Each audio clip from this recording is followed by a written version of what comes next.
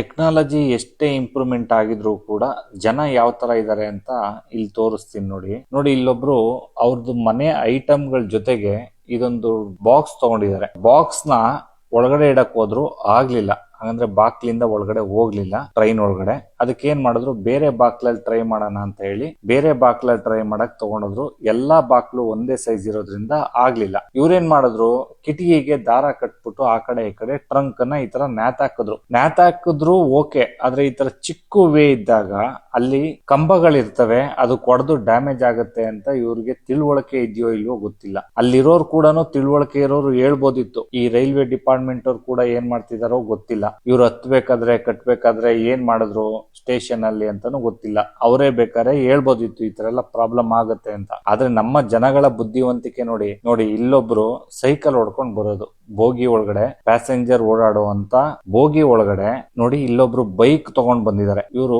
Bike ಓಡಿಸೋದು ಅಲ್ಲಿ ಭೂಮಿ ಮೇಲಲ್ಲ, ಇಲ್ಲಿ ಬೋಗಿ ಒಳಗಡೆ ಓಡಿಸುವಂತದ್ದು. ಇಲ್ಲೊಬ್ರು ಮೇಕೆನ ಹಿಡ್ಕೊಂಡು ಹೋಗ್ತಾ ಇದಾರೆ. ಮೇಕೆನ ಪ್ಯಾಸೆಂಜರ್ ಟ್ರೈನ್ ಗಳಲ್ಲಿ ಎತ್ಕೊಂಡು ಹೋಗುವಂತದ್ದು. ಬರೀ ಜನಗಳು ಕೂತ್ಕೊಂಡು ಹೋದ್ರೆ ಆಗಲ್ಲ, ಮೇಕೆಗಳು ಕೂಡ ಕೂತ್ಕೊಂಡು ಹೋಗ್ಬೇಕು ಅಲ್ವಾ.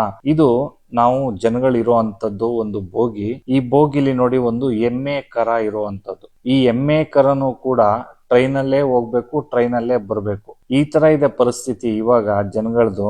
ನೋಡಿ ಇಲ್ಲೊಬ್ರು ಇಲ್ಲೇ ಸ್ನಾನ ಮಾಡ್ತಾ ಇದಾರೆ.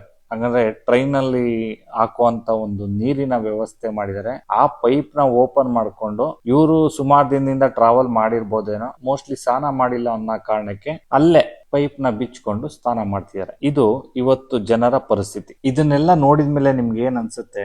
ಇಂಡಿಯಾ ಬೆಳವಣಿಗೆ ಆಗುತ್ತೆ ಅಂತ ಅಂತೀರಾ, ಅಥವಾ ಜನಗಳು ಚೇಂಜ್ ಆಗ್ತಾರೆ ಅಂತ ಅಂತೀರಾ, ಅಥವಾ ಇದೇ ತರ ಮನಸ್ಥಿತಿ ಇಟ್ಕೊಂಡು ವೋಟ್ಗಳನ್ನ ಹಾಕಿ ಇದೇ ತರ ಸರ್ಕಾರಗಳು ಬಂದು ಇದೇ ತರ ಬದುಕ್ತಾರೆ ಅಂತ ಅಂತೀರಾ? ನಿಮ್ಮ ಅನಿಸಿಕೆ ಅಭಿಪ್ರಾಯಗಳನ್ನ ಕಮೆಂಟ್ ಮಾಡಿ. ಇಷ್ಟೆಲ್ಲ ಟೆಕ್ನಾಲಜಿ ಬೆಳೆದಿದೆ, ಕೈ ಮೊಬೈಲ್ ಬಂದಿದೆ, ಆದ್ರೂ ಈ ತರ ಎಲ್ಲ ಓಡಾಡ್ತಾರೆ ಅಂದ್ರೆ ಆಶ್ಚರ್ಯನೇ ಅಲ್ವಾ?